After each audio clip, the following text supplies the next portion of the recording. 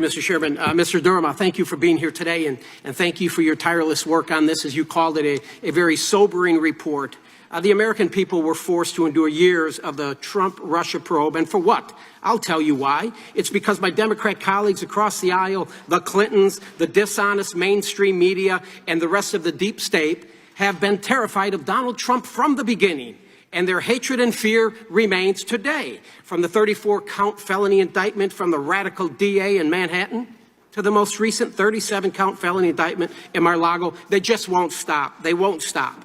Mr. Durham, I want to walk through a few things for the American people in this 300-page report on Crossfire Hurricane. For those that are watching who don't know, this was the code name for the investigation undertaken by the FBI into whether the Trump campaign was coordinating with Russia to interfere in the 2016 presidential election.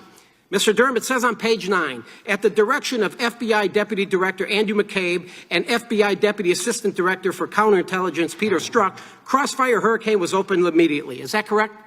That's correct. First, let's talk about who these two characters were. On page 9 of your report, it says Strzok and Deputy Director McCabe's special assistant had pronounced hostile feelings toward Trump. In text messages before and after the opening of Crossfire Hurricane, the two had referred to him as loathsome, an idiot, Donald Trump, an idiot, someone who should lose to Clinton 100 million to 0, and Strzok once wrote, "We'll stop," meaning Trump, "from becoming president." So here we have these two leaders in the FBI, Strzok clearly expressing his hatred towards Trump from the beginning, opening an investigation 6 months before the 2016 election. And where are these two guys now? McCabe, he's been a contributor at CNN, the Clinton News Network, since 2019, and Strzok is an expert on the Mar-a-Lago raid. Strzok is an expert on the Mar-a-Lago raid, both continuing to dispel lies to the American people. On page 10 in your report, within days after opening Crossfire Hurricane, the FBI opened full investigations on members of the Trump campaign team. The FBI then began working on requests of the use of FISA authorities against Carter Page. Is that correct? That's correct. Folks, let me highlight who this American hero is. Carter Page was painted as an alleged Russian agent. Carter Page served his nation honorably. He was a Naval Academy graduate, and the FBI spied on Carter Page through the use of FISA authority. Sir, do you believe that this FISA warrant against Carter Page was flawed? Yes. Mr. Durham, Section 702 of FISA expires this year, and I'm sure you're familiar with FISA and Section 702. Just for the people listening at home, FISA stands for the Foreign Intelligence Surveillance Act, which was created in 1978. In 2008, FISA 702 was added. Section 702 was created for us to have the authority to spy on non-U.S. citizens, Mr. Durham, we all know that Carter Page is an American citizen who served his nation honorably, and yet the FBI conducted surveillance, including wiretaps, based on falsified information provided by agents in the FBI. Mr. Page was an honest American, innocent man. Mr. Durham, the FBI obviously abused its FISA authority. They went after Carter Page, and it is my intent, and I hope the intent of my colleagues, that we do not reauthorize Section 702 because the FBI cannot be trusted. Finally, I want to talk about Charles Dolan and Mr. Danchenko, who was the main source of the Steele dossier. Dolan had played multiple roles in the Democrat National Committee, Democrat Party. He worked on both Clinton campaigns, Bill and Hillary. He was working with them, friends. On page 15 of your report, it says that in the summer and fall of 2016, Dolan and Danchenko traveled to Moscow in connection with a business conference. The business conference was held at the Ritz-Carlton in Moscow, which, according to the Steele reports, was allegedly the site of salacious sexual conduct on the part of Trump. Parents, if you're watching, earmuffs for your kids now, folks. Put earmuffs for your children. Mr. Durham, was this salacious sexual conduct? What is that? The allegation was that... Okay, don't answer it. I will. Okay. Think about this, America. In the game of politics, it gets dirty and nasty. And the people will say anything to beat their opponent. But this is the government doing it. Even the director of the FBI, Comey, said it's possible Trump was with hookers peeing on each other. Christopher Steele said an infamous Trump pee tape probably exists. Alleged pee tape incident was the only sex Trump party in Russia. You want to irritate the suburban mom at home? 5 months before an election, tell them the Republican leading candidate is peeing on prostitutes. We are aware of the member of this committee having an alleged affair with a Chinese spy, I refer to as Yum Yum, but this is a new low for anyone, and I would hope Mr. Swalwell would agree with me. Imagine if somebody would have said and taken it a step further, Mr. Swalwell was peeing on Yum Yum. Time of the gentleman. It's unacceptable. This has got to stop. The FBI needs to... Time of the gentleman has I expired. yield back. The gentleman. Mr. Chairman, I ask that the last comments be stricken. With respect to Mr. Swalwell.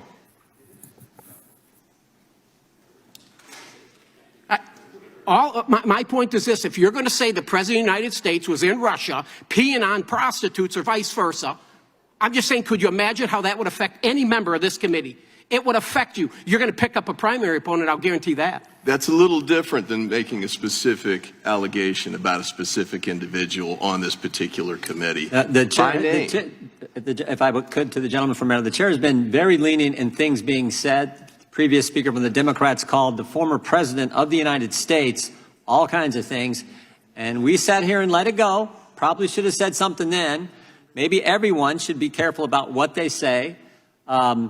And the gentleman from Maryland is recognized for his 5 minutes of questioning, and we have to move fast. Before we get to that, Mr. Chairman, those rules don't cover, the rules that govern this committee don't cover statements about I'm talking about decorum I'm just talking about general decorum. They do cover statements about members of the committee and members of the House. And I've admonished the gentleman, he should watch what he says, just like other members should watch what they say about the former president of our country.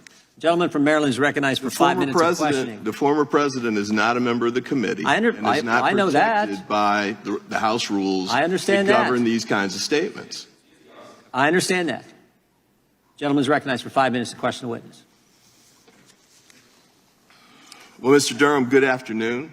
Appreciate you being here. Although I'm sure, as you expressed earlier, there are probably other places you'd rather be. I did want to follow up on your prior testimony about the trip that you and the Attorney General Barr took to Italy. And I wanted to ask you to elaborate on that. I take it that was at the point prior to you becoming special counsel, but not by much. Is that right? It was prior to that. I think it was a while before. The dates I've got, just to help out, August 15 and September 27th, 2019. Does that sound about right? Yeah, and I was appointed special counsel in October of 2020, so more than a year before that. Okay, and why did you go on that trip? You know, I want to be careful as to what I'm authorized to say here, speaking outside the report. But I think members are probably aware of the fact that there was a particular person who supposedly had provided or had made statements to Papadopoulos. And Papadopoulos, not when he talked to the Australians, but when he was interviewed by the FBI, attributed information he had to this particular person who was a European.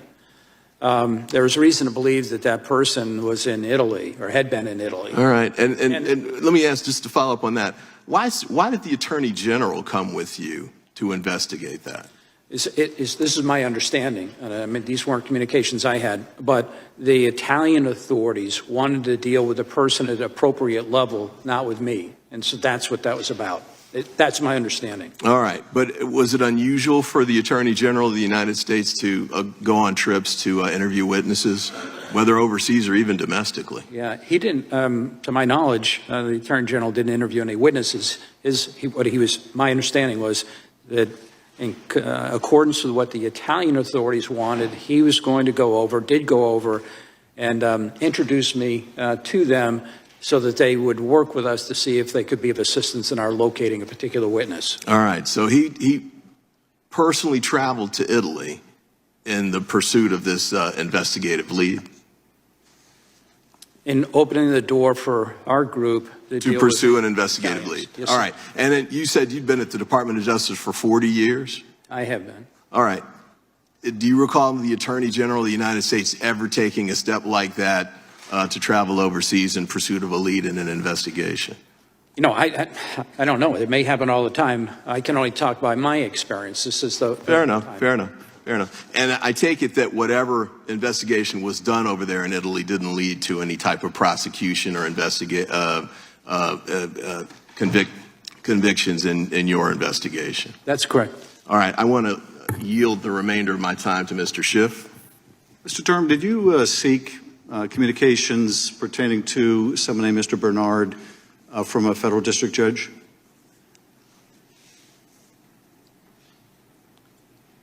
I'm not, assuming that prosecutors go to judges for certain kinds of orders, they are typically sealed proceedings. I'm not speaking. Did you seek an order direct to your to question, but I'm not going to comment on anything that I believe is under seal.